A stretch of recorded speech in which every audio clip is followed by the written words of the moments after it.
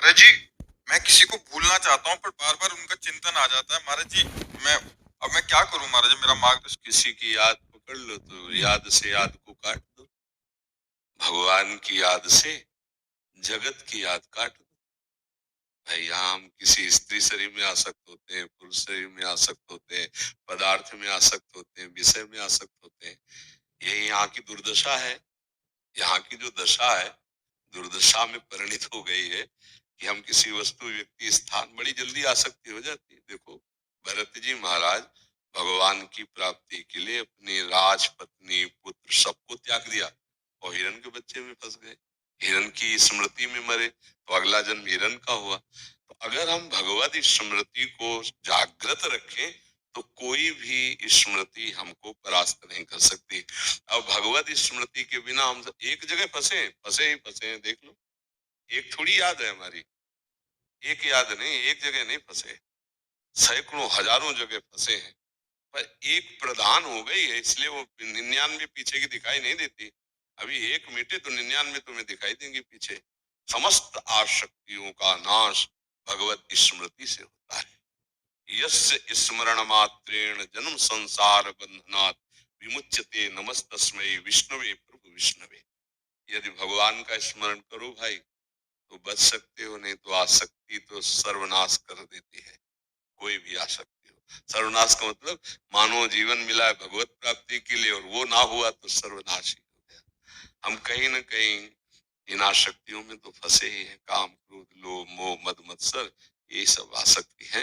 इन आसक्तियों को मिटाना बड़ा, इसका नाम ही आसक्ति, जा नहीं सकती, बहुत मजबूत है। आसक्ति कहीं से भी, किसी में भी आसक्ति हो जाएगी। अरे तम्बाकू में आसक्त हो जाए तो छोड़ना कठिन हो जाता है। नहीं? हमने तो किसान को देखा है कि अपना खेत छोड़कर वो आधा किलोमीटर जाता है, वहां दूसरा हल जोत रहा होता है, तो अरे भैया थोड़ी तम्बाकू देना, वहां से तम्बाकू भी लेके आधा किलोमीटर और लौट के आता। एक तम्बाकू की आसक्त, बीड़ी की आसक्त, बड़ी बड़ी आसक्तियां तो कितनी भरी हुई है। इसलिए भैया हम टोटल कहते हैं सब आसक्तियों को मिटाने के लिए एकमात्र भगवान की स्मृति। इसलिए कहते नाम जप करो, नाम जप से सब ठीक हो जाएगा। नाम जप नहीं करोगे तो डिप्रेशन में पहुंच जाओगे। आसक्ति इतनी प्रबल होती है क्योंकि वो सीधे हृदय को मसलती है। आसक्ति कहाँ होती है? हृदय में। अब हम उसके बिना जी नहीं सकते।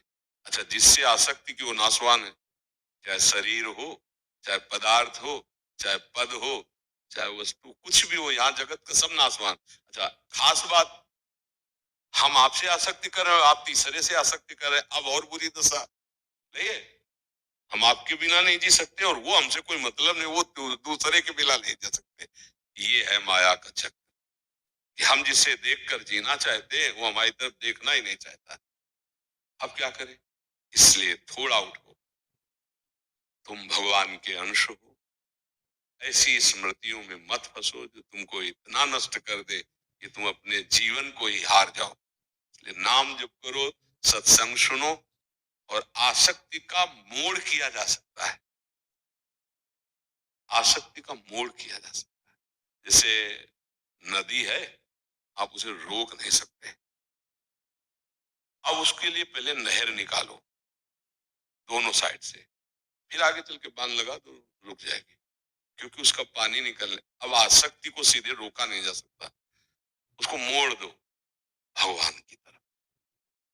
नाम जपना, भगवान नाम कीर्तन करना, भगवान की चर्चा सुनना, भगवान की सेवा करना, भगवत भक्तों से मिलना, तो हमारी आसक्ति मुड़ जाएगी। एक धनुर्दास जी नाम के महापुरुष हुए हैं।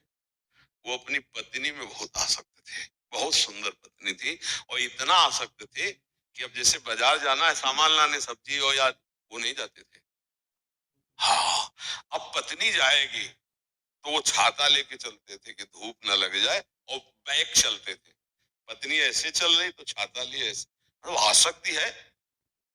ये बात जब आचार्य चरण के शिष्यों ने देखी तो जाके बताया कि प्रभु एक ऐसा स्त्री में का प्रेमी देखा पूरी से, तो उनका ये तो बहुत बड़ी साधना उसकी हो गई, क्योंकि आसक्ति सब जगह से समिट चुकी है, उसका मोड़ करना है। हम तो दर्शन करेंगे, उन्होंने कहा भाई तुम इतना आसक्त हो? तो उन्होंने कहा ऐसा सुंदर हमारी पत्नी है प्रभु, हम जी नहीं सकते इसके। बोले अगर इससे सुंदर दिखा दें रूप? बोले हो ही नहीं सकता। ये स्पर्श किया तो ये ठाकुर रंगनाथ जी साहब, छाता छूट गया, पतली छूट गई, बड़े महापुरुष हुए धनुर्दास नाम के वहां पर। हाँ, कहीं ना कहीं जीव की आसक्ति हो जाती है, स्वाभाविक है।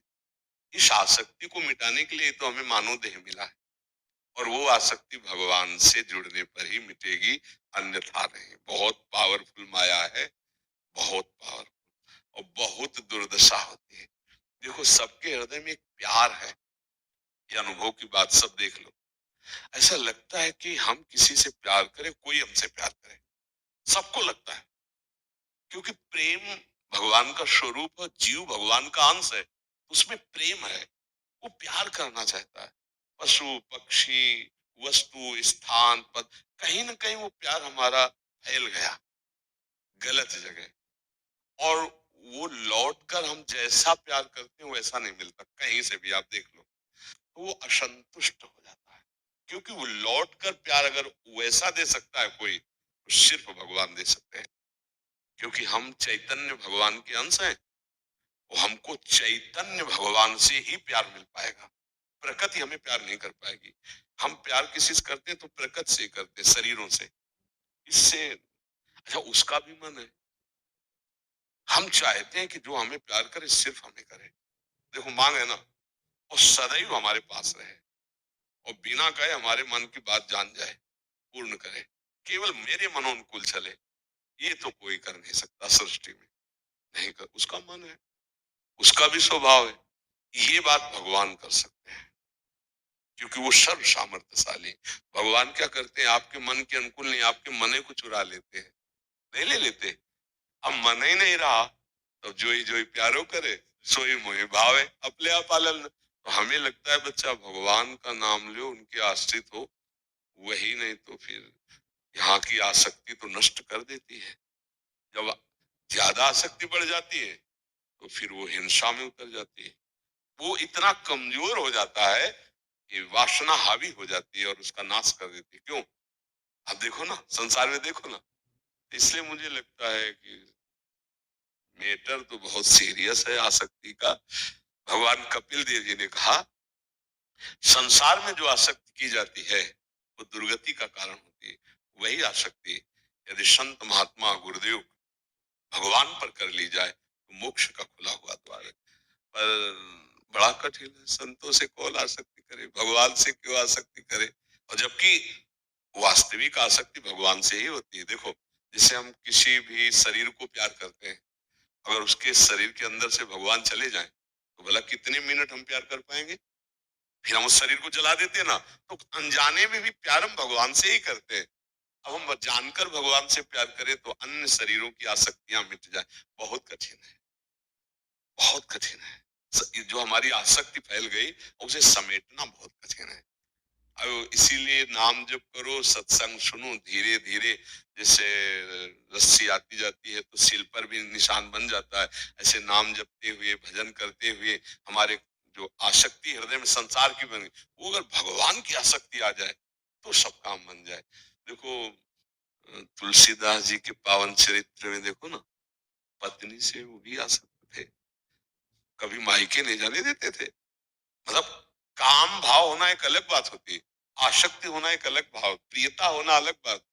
और वो किसी के यहाँ गए थे, इतने में भाई आया और वो अपने भाई, तो पूरा चरित्र वर्णन है उनके बावरेपन का कि ऐसी प्रीति का। तब उन्होंने कहा पत्नी ने कि जितना तुम इस चाम से प्रेम करते हो, अगर उतना राम से कर, बस कदम वापस कर लिए और जीवन। इतने बड़े महापुरुष हुए, पूछो मत। जैसे बिलो मंगल जी की आसक्ति चिंतामणि वैश्या से थी, जब कठोर वचन बोले चल पड़े भगवान। इतने बड़े महापुरुष हुए, पर जब उन्होंने ग्रंथ रचना की ना, तो उन्होंने सबसे पहले चिंतामणि को प्रणाम किया है कि तू मेरी गुरु, अगर तूने कटु वचन बोलकर भगवान की तरफ न बढ़ाया होता तो आज मैं इस स्थिति में ना हो। तो संसार की आसक्ति से बचने के लिए या संसार की आसक्ति का ठोकर खाया हुआ एक स्थान है भगवान। अगर भगवान में आसक्ति कर लो तो बच सकते हो, नहीं वो तो जलाती रहेगी आसक्ति। बहुत ही कष्टप्रद आसक्ति होती है। और ये माया का खेल है कि हम आपसे प्यार करेंगे तो आप हमसे वैसा प्यार नहीं करेंगे, आप इधर देखेंगे और ये बात जब हम देखेंगे तो हमारे हृदय में आग लगेगी, जलेगा। यही दुर्दशा माया करती है। वही लिखा कह रहे उसने मेरे को धोखा दिया। तो हम भाई वो तो बता रहे हैं आपको, चाहे लिखो चाहे ना लिखो माया का जो खेल है ना तो वही है भाई। इसलिए जहाँ से धोखा नहीं मिलेगा वो एक स्थान है भगवान। महर्षि आप कह रहे हैं कि प्रभु में आसक्ति हो जाए तो उसका प्रारंभ का नाम जप और सत्संग। नाम जप सत्संग करे तो इससे धीरे धीरे हृदय निर्मल होने लगता है। बड़े बड़े मतलब ये क्या आसक्त है, बड़े बड़े आसक्तों को भगवान ने अपना प्रेमी बना लिया। तो इसलिए हमें एक ही उपाय लगता है, भगवान का आश्रय ले ले, वो करुणामय और नाम जप करे, राधा राधा राधा राधा राधा। तो प्रिया जो बहुत करुणामय कृपा करेंगी, आसक्ति हट जाएगी। नहीं तो बताया नहीं कि आसक्ति का बड़ा प्रबल स्वरूप है। तो बुद्धि को शुद्ध करो, गलत दिशा में जा रही, गलत जगह आसक्ति कर ली है। तो हमारा ये अधिकार थोड़ी हम किसी को चाहें और किसी को पालें। इतना अधिकार थोड़ी है कि हम जो चाहें वही पालें। ऐसा नहीं, कुछ प्रारब्ध भी तो है। आपकी चाह के अनुसार आपका तप भी होना चाहिए, भजन भी होना चाहिए, सामर्थ्य भी होनी चाहिए। नाम जप करो और यथालाभ संतोष सदा, तो भाई बच सकते हो। नहीं फिर आगे का जो रास्ता है वो बड़ा भयावह है। अब ऐसे बैठे रहोगे तो बीमार हो जाओगे, भोजन अच्छा नहीं लगेगा, नींद नहीं अच्छी लगेगी, किसी काम में मन नहीं लगेगा, चिंतन बिगड़ जाएगा, पूरा जीवन बर्बाद कर लिया। न माता पिता की सेवा, न राष्ट्र की सेवा और न भगवान का। जीवन बर्बाद कर देगा, आसक्ति बर्बाद कर देगा, पक्का समझ लो। वो अंदर खोखला करता चला जाएगा, आसक्ति है खोखला करते चले जाए और आपको वो माया मिलने नहीं देगी। बड़ा विचित्र खेल है। इसलिए बहुत संभल के नाम जप करो, भगवान के आश्रित रहो। बड़ा भयावह संसार, बड़ा भयावह है। सामने वाले की स्थिति क्या है, तो हमें लगता है थोड़ा अपने प्यार को कंट्रोल में करे, शासन में ले अपनी वृत्ति को। ऐसा नहीं कि हम जिसको चाहे उसको प्राप्त कर सकते हैं, ऐसा नहीं है। हाँ, कभी ऐसा संयोग होगा तो आगे तुम्हारा जिससे संयोग होगा भगवान दे देंगे। आसक्ति थोड़ा बचा के करे, ऐसा नहीं कि चित्त को ऐसे खुला बाजार में फेंक दे। ये संसार बाजार है, तुम्हारे मन के अनुसार कोई नहीं चलेगा। बहुत सावधान रहो। क्यों बच्चा?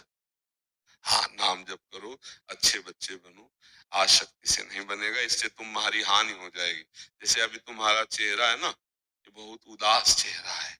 ऐसा लगता है कि अगर तुम ऐसे ही रहे तो डिप्रेशन आ जाएगा। ऐसा लगता है कि आपको? हाँ, इसलिए ऐसे नहीं, अच्छे बच्चे बनो, कोई बात नहीं है, तुमसे गलती हो गई, उसको स्वतंत्र जीने दो अपना, जहां जिसका भाव। कोई अधिकार थोड़ी हमारा किसी पे, ए भाई, किसी पे अधिकार थोड़ी। तो आप दूसरा रास्ता चयन करो, भगवान का आश्रय लो, उनको जहां ऐसा कुछ ब्याह आदि संयोग कराना हो करा देंगे। और जियो, धैर्य से जीना सीखो। तुम तो मरने का रास्ता तय कर रहे हो, नहीं कर रहे हो। अब ऐसा चिंतन फसाद दोगे तो क्या होगा?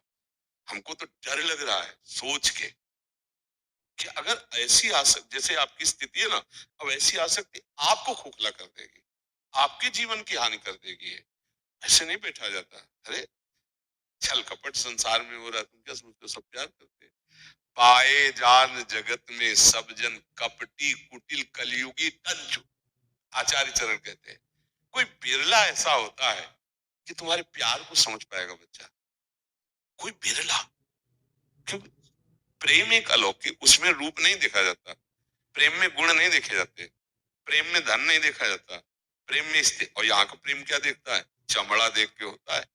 अब उसमें कह दे कि तो ऐसे मत बैठो आगे। इसीलिए हम मना करते हैं छोटे छोटे जो नए अवस्था के बच्चे हैं, यार 20-22 तक तो ब्रह्मचर्य से रहो, तो तुम्हारा जीवन थोड़ा विवेक विकसित हो जाएगा, तो आप अपने को बचा सकते हो। नहीं फिर ऐसे जैसे ज्यादा उत्साहित हो जाते हैं ना बच्चे, वो हाथ में टेटू लिखा लेते हैं, नहीं हो, और फिर कहते नाम नहीं वैसे, और फिर कहते हैं हम कि तुम्हारे प्यार में, तो बोले हम ऐसे शरीर को नष्ट कर ले, तो दुर्गति हो गई, जीवन नष्ट कर दिया, कुछ लाभ भी लगा, उसका क्या है? थोड़ा सोचो, अपने जीवन को थोड़ा विकास पे लाओ, विनाश पे क्यों ले जा रहे हो? आज का जो समाज है वो समझ नहीं पा रहा विकास किस में होगा, उन्नति किस में होगी। बच्चा तुम भगवान की कृपा से यहाँ आ गए हो तो आज से सुधार करो। छल कपट को प्यार मत मानो। ये संसार छल कपटी, अगर तुमसे दोस्ती की होती सच्चाई से तो भला ऐसा कैसे होता? तो सच्चा दोस्त तो मिलना तो बहुत कठिन है, वो भगवान मिलाते हैं। तो भगवान का भरोसा करो, उसका भाव छोड़ दो और नाम जप करो, राधा राधा राधा राधा। ठीक है, नाम जप।